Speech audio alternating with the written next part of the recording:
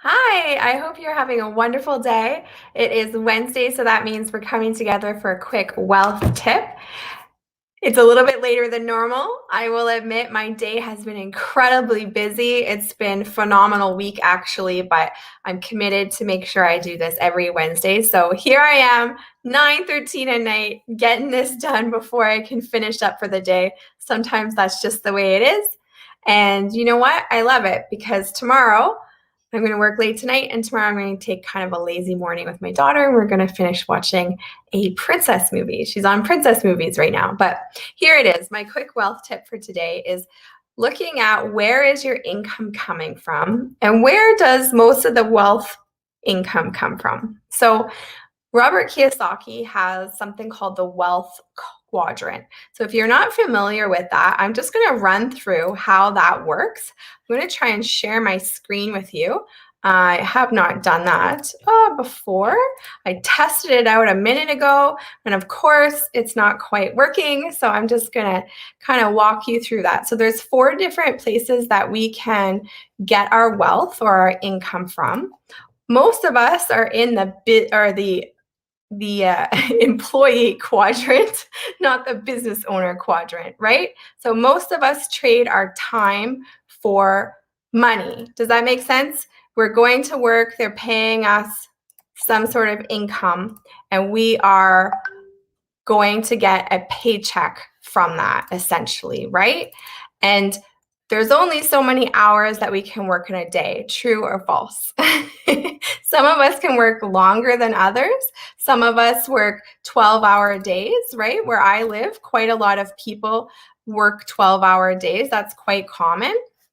But essentially, you can only do that so much, and you can only do so many days in a row. And then the government just says, well, you can't work anymore. So we're going to max out at that.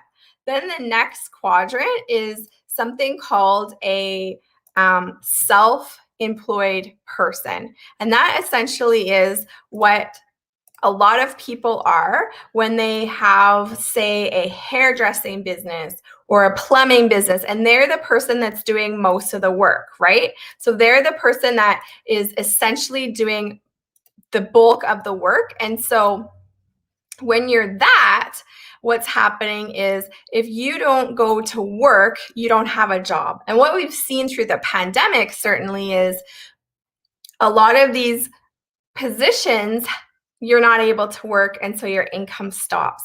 I know that myself, even though I have employees in one of my business, when a wildfire happened in my community, we were literally locked out of our community for many months, and so we couldn't earn income. And it really woke my eyes up to the importance of the cash flow quadrant, and also being diversified and having income coming from many sources. So if something happens like, hey, a pandemic, and they shut down salons, you still have income coming in from other places. So employee is where the bulk of the people are. And then a lot of people also are in self-employed, where you don't have that system where if you don't show up for work or you take a holiday, that income is still coming in. This is where most people reside, and this is where most of the taxation occurs. So tax laws are written for businesses, and they are not written to favor people that are making income as an employee. So now we can move into a business owner. That's where we have a system working for us, where we can take a holiday and we can do things like sleep and have money coming in still. Or my goodness, if life throws you a curveball maybe and someone in your family needs your time, you're able to still have an income coming in. So this might be a McDonald's where you have employees that are running that system. It might be a business that has that same kind of setup where there's a lot of different people working to make that income possible. It's not just falling on you, that one person, or nothing happens. And then once we accumulate enough wealth from there, this is where our money starts making money for us. So Warren Buffett always says, you need to figure out how to make money when you're sleeping.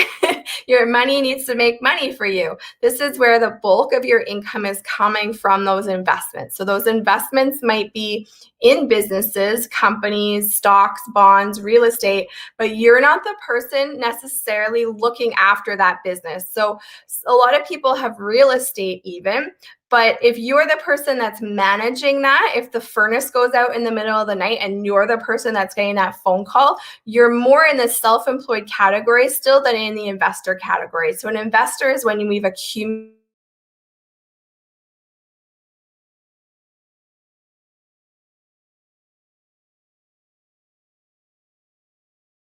enough, your money is making money for you, and you are now independent of a job. So everyone's FIN number is going to be different, but each person has one, and that's the number that you need to not work anymore. So if you won $65 million in the lottery tomorrow, chances are you're not going to work anymore. But if you won 500,000, that might not be enough for you to retire and never work again. So there's a little calculation you can do to figure out what your own financial independence number is so that you can be in that investment category and basically not have to work anymore and be retired. If you want to know how to figure that out for yourself, I have a little worksheet that you can go through. Just send me a message. I'm happy to share it with you. But start thinking about where is your income coming from and what happens if something happens to that one source of income. How can you start to diversify so that you're moving over into the business owner investor side where you're not doing the bulk of the work, the money is coming in for you as an investment, and also the taxation is much more favorable. So this was Wealth Tip Wednesday. I hope you have a great day. I hope you found value in that. Shoot me a message. I'd love to hear what your thoughts are.